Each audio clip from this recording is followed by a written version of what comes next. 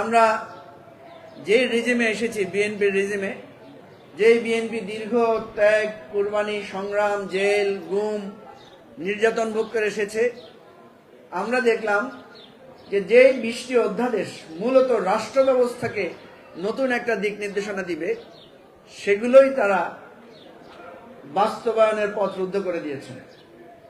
অথচ কি অবলীলায় বলছেন যে আমরা তো সেটা বাস্তবায়ন করব, আরো সুন্দর করে করব।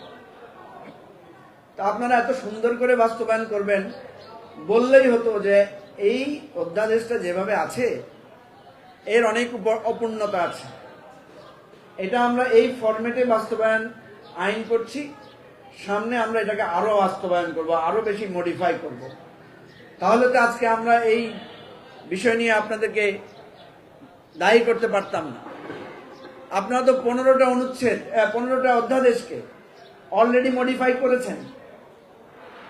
যদি এই 20টা অধ্যাদেশের ব্যাপারে আপনাদের কি বক্তব্য, সেটা তো আমরা জুলাই সনদে লেখাই আছে। আপনারা কোথায় কোথায় নোট অফ ডিসেন্ট দিয়েছেন, সেই জিনিসগুলো আপনারা এখানে অন্তর্ভুক্ত করতে পারতেন, অথবা বলতেন যে আপাতত এইভাবে আমরা এটা পাশ করলাম, পরে আমাদের আরো মোর মডিফিকেশন আছে, সেটা আমরা সংসদের মাধ্যমে করব। সুতরাং আমরা যে আশঙ্কা করছি, আপনারা আসলে গুম, মানবাধিকার, দুদক, বাংলাদেশের বিচার বিভাগ, এই জিনিসগুলো যে আপনারা যে পাশ কাটিয়ে আস্তে আস্তে স্বৈরাচার হতে চাচ্ছেন, আমাদের আশঙ্কাটা তাই সত্য প্রমাণিত হচ্ছে। আমাকে অনেকে প্রশ্ন করে যে আপনাদের বিশ্বাস হয় যে তারেক রহমান শেখ হাসিনা হবে? আমি বলি যে না, বিশ্বাস হয় না। আমাকে অনেকে জিজ্ঞেস করে যে আওয়ামী লীগের মতোই কি বিএনপির মাথায় ভূত চাপবে, এটা আপনি বিশ্বাস করেন? আমি বলি যে বিশ্বাস করতে চাই না, কারণ ওই দুঃসময়ে আমাদের বহুবার কথা হয়েছে, বহুবার স্কাইপে কথা হয়েছে, বহুবার ফোনে কথা হয়েছে।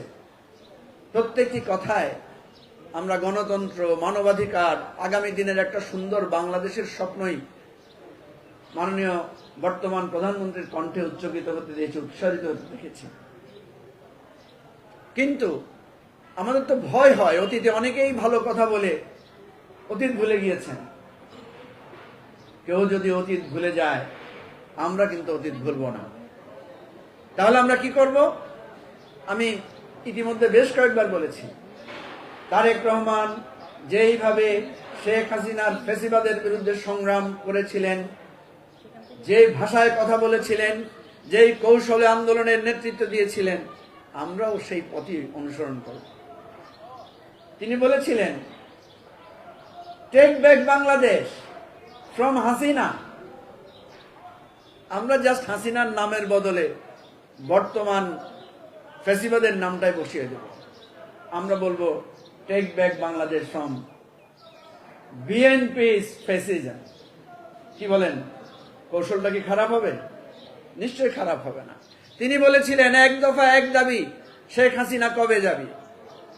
আমরা শুধু সেই নামের জায়গায়, যদি ওনার চরিত্রের সাথে শেখ হাসিনার চরিত্র মিলে যায়, সেখানে তার নামটা বসিয়ে আমরা নতুন করে স্লোগান তুলব।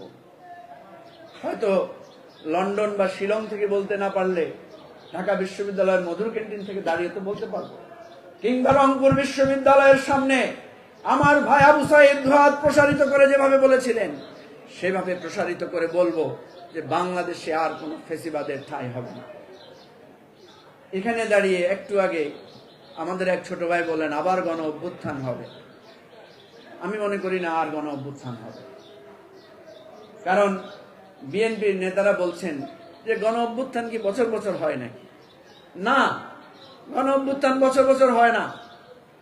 আমরা এক সময় নোকিয়া মোবাইল ফোন ব্যবহার করতাম, এখন কেউ নোকিয়া মোবাইল ফোন ব্যবহার করে না। আগামী দিনে গণ অভ্যুত্থান হবে না, আগামী দিনে যদি হয় সেটা হবে গণবিপ্লব।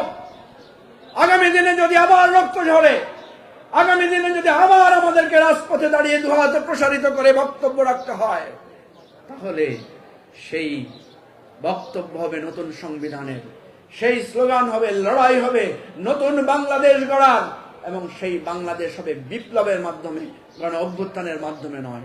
অতীতে যে ভুল হয়েছে, আগামী দিনে সেই ভুল আমাদের পরবর্তী প্রজন্ম করবে না। সেটাই হচ্ছে আমাদের ভবিষ্যৎ, এবং সেই ভবিষ্যতের জন্য এখন থেকে প্রস্তুতি নিতে হবে, এখন থেকে তৈরি করতে হবে রূপরেখা, এখন থেকে লড়াইয়ের প্রস্তুতি নিতে হবে। তার আগে আবারও বলতে চাই, আমরা আপনাদের সাথে যুদ্ধ করতে চাই না, লড়াই করতে চাই না, বিপ্লব করতে চাই না। আমরা চাই সমঝোতার মাধ্যমে আপনারা যে প্রতিশ্রুতি দিয়েছিলেন, যে অঙ্গীকার করেছিলেন, সে অঙ্গীকার এবং প্রতিশ্রুতি বাস্তবায়ন করেন।